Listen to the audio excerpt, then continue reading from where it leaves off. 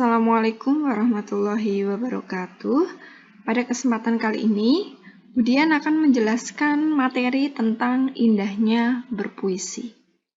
Kompetensi dasar yang harus kalian pelajari di bab ini yaitu 1. Mengidentifikasi unsur-unsur pembangun teks puisi yang diperdengarkan atau dibaca.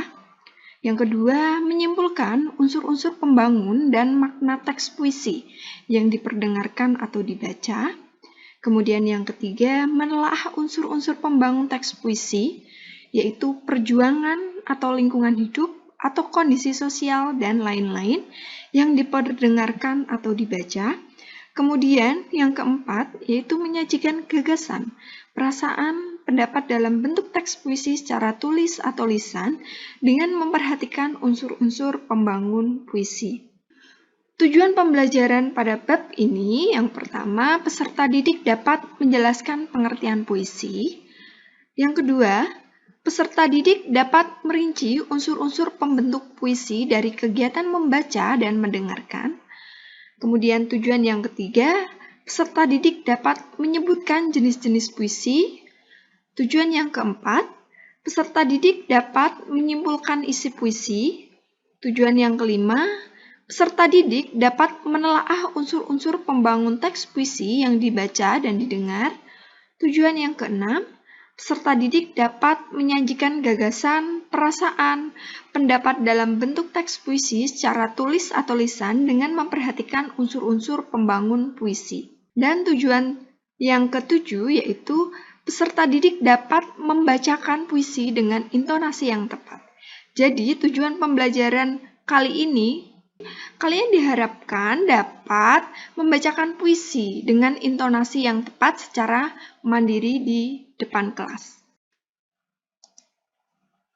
Nah, pada kesempatan kali ini, Budian akan membacakan tentang puisi yang berjudul Hujan Bulan Juni, karya Sapardi Djoko Damono. Hujan Bulan Juni, karya Sapardi Djoko Damono. Tak ada yang lebih tabah dari hujan bulan Juni. Dirahasiakannya rintik rindunya kepada pohon berbunga itu.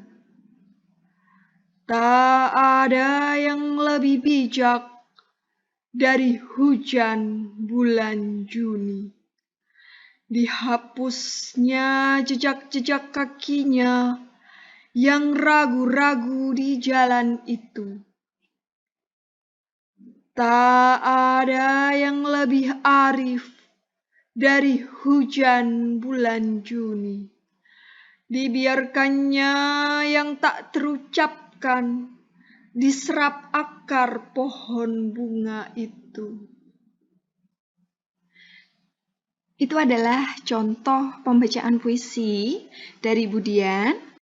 Nah, teks tersebut disebut dengan puisi. Apa itu puisi? Puisi adalah teks atau karangan yang mengungkapkan pikiran dan perasaan dengan mengutamakan keindahan kata-kata. Puisi mengungkapkan berbagai hal, di antaranya tentang kerinduan, kegelisahan, atau pengagungan kepada Sang Khalik yang kamu ungkapkan dalam bahasa yang indah. Kemudian kita ke ciri khusus yang dimiliki puisi. Yang pertama ada ciri mempunyai rima. Kemudian ciri yang kedua mempunyai irama. Ciri yang ketiga memperhatikan diksi atau pemilihan kata. Ciri yang keempat menggunakan bahasa yang padat. Ciri yang kelima mempunyai daya imajinatif dan figuratif. Sedangkan ciri yang keenam memperhatikan bentuk atau tipografi atau perwajahan. Unsur-unsur pembangun puisi ada dua, yaitu unsur intrinsik dan ekstrinsik. Unsur intrinsik yaitu ada struktur fisik. Kemudian ada struktur batin. Apa itu struktur fisik? Struktur fisik yaitu unsur pembangun yang tampak dalam susunan kata-kata puisi. Struktur batin yaitu unsur pembangun yang tidak tampak langsung dalam penulisan kata-katanya. Selanjutnya, kita akan membahas tentang struktur fisik puisi. Ada diksi atau pemilihan kata, kemudian ada tipografi atau tata wajah, ada bunyi atau rima, ada majas atau bahasa figuratif, dan ada imaji atau citraan. Nah, kita akan kupas tuntas mengenai apa itu diksi. Diksi adalah pemilihan kata yang dilakukan oleh penyair dalam puisinya. Sedangkan tipografi adalah tata letak larik atau baris agar dapat menghasilkan sebuah bentuk fisik puisi.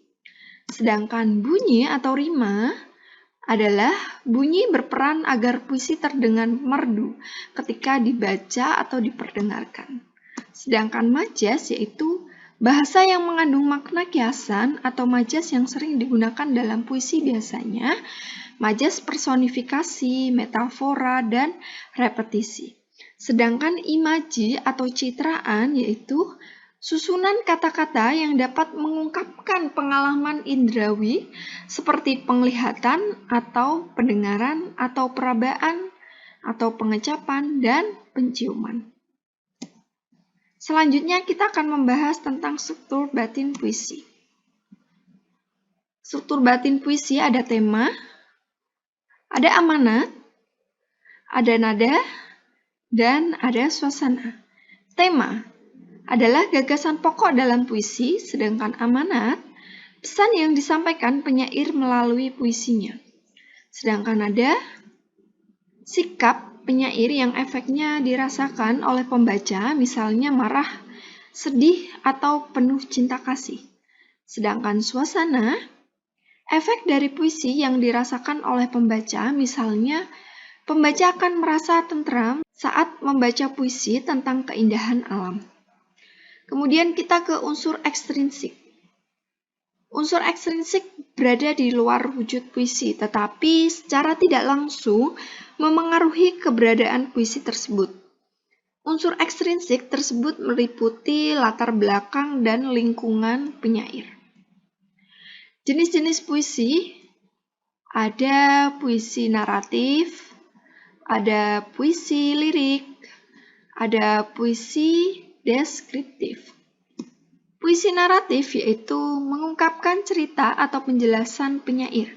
Puisi ini terbagi ke dalam beberapa macam, yaitu ada balada dan romansa. Sedangkan puisi lirik yaitu puisi ini terbagi dalam beberapa macam, di antaranya ada elegi, ode, dan serenade. Puisi deskriptif yaitu jenis puisi ini penyair bertindak sebagai pemberi kesan terhadap keadaan atau peristiwa. Kemudian terhadap benda atau suasana yang dipandang menarik perhatiannya. Puisi yang termasuk ke dalam puisi deskriptif misalnya satir dan puisi yang bersifat kritik sosial. Selanjutnya kita akan membahas langkah-langkah memaknai puisi. Yang pertama, mengidentifikasi kesatuan unsur pembangun puisi. Yang kedua, menentukan kata kunci dalam setiap larik puisi. Yang ketiga, mengaitkan maksud puisi dengan kehidupan nyata. Dan yang keempat, menyimpulkan keseluruhan isi puisi berdasarkan data yang telah dihimpun.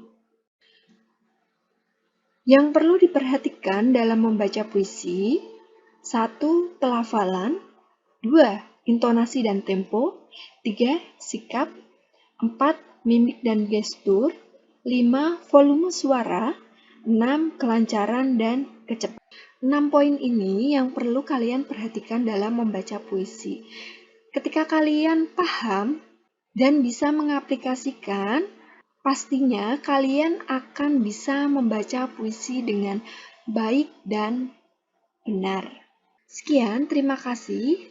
Semoga materi ini bisa kalian pahami. Jika ada pertanyaan, silakan kalian berkomentar di kolom komentar di bawah ini. Terima kasih. Wassalamualaikum warahmatullahi wabarakatuh.